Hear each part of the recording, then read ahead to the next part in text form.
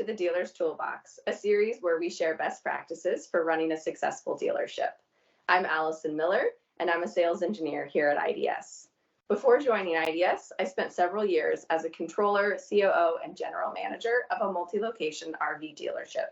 Now I'm excited to share what I've learned with you.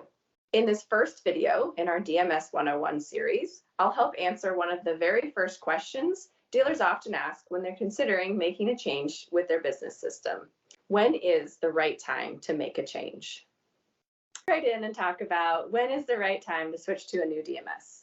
This reminds me of a favorite Chinese proverb of mine, which is, the best time to plant a tree was 20 years ago.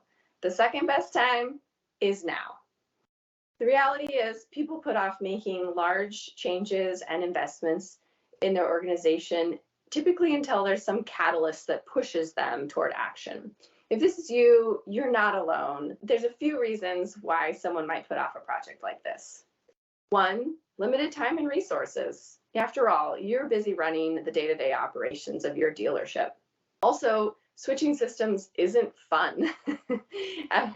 It's a necessity. Most people would rather invest their time and energy into something that brings them joy. In truth, if you don't have time to take on something like this, it's probably an indication that you need a system that's working better for you so that you can break the cycle of being too busy to make things better. This is especially the case if you have plans to grow and expand your business in the future.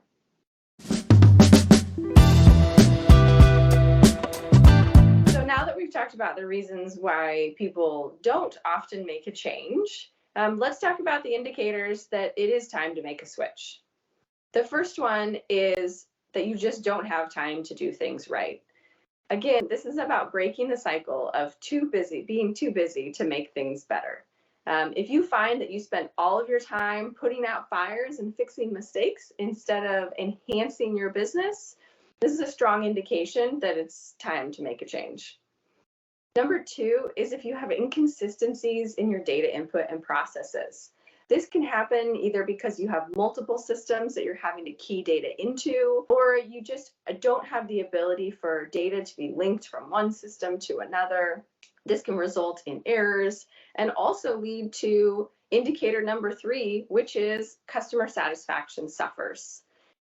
When your customers no longer have faith in your ability to provide them with an accurate accounting of what has happened with their vehicle, or there's just delays in being able to respond to simple questions, this could be an indicator that your system isn't quite working for you. And then lastly, employee satisfaction suffers. You've got well-meaning employees that want to do their job to the best of their ability and just don't have the tools to do it. This can lead to a drop in motivation amongst your staff.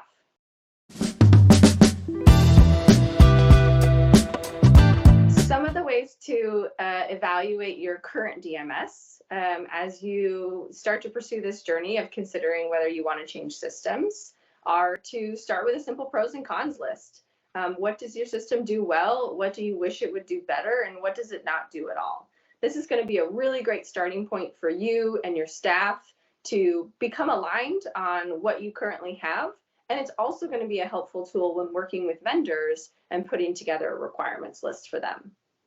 Once you have your pros and cons list and you know what your key requirements are for your new system, another thing that I recommend doing is shifting your mindset to think about this as an investment. So rather than looking at this as an expense that you have to add to your bottom line, think about whether your system could be helping you make more money. Does your current system increase efficiencies, and would a new system provide a return on investment so that you're actually making your money work for you instead of just taking money off the bottom line?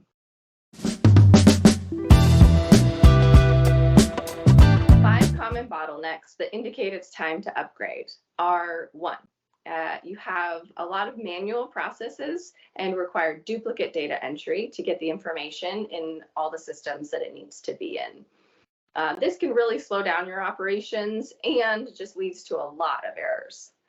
Number 2 is that communication between parts and service is challenging.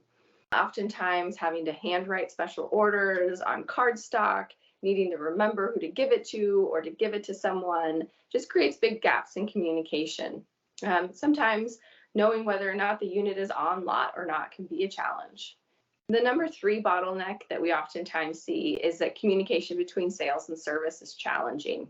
When a customer buys a unit, sales needs to communicate to the service department when the unit's going to deliver, what work needs to be done to it before it delivers. And they also need to have visibility into each other's systems so that service can see what sales is scheduling and sales knows what the status of their units are. Another bottleneck is communication with accounting and everyone else.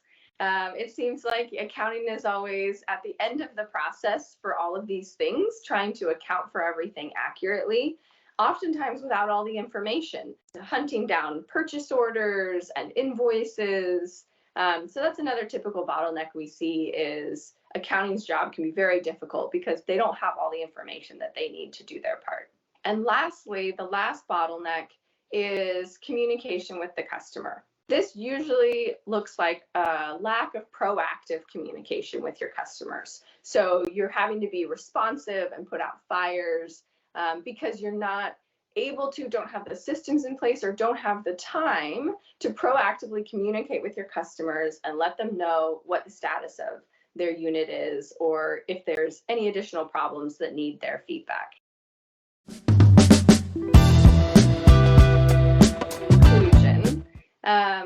I would say that most people probably wait until the pain is unbearable to make a switch. If that's you, you're not alone, and also it's not too late, but don't wait any further. If you find that you can relate to all of the things that we've talked about today, it's a strong indication that it is time to put the work in to start evaluating new systems and making sure you find something that really works for you. So that's it for this video. I hope that you found it helpful. Please stay tuned for our next video in our DMS 101 series, where I'll share some tips on how to pick the right DMS for your business. If you want to be notified when that next video is released, subscribe to our channel and click the notification bell under the video. See you next time.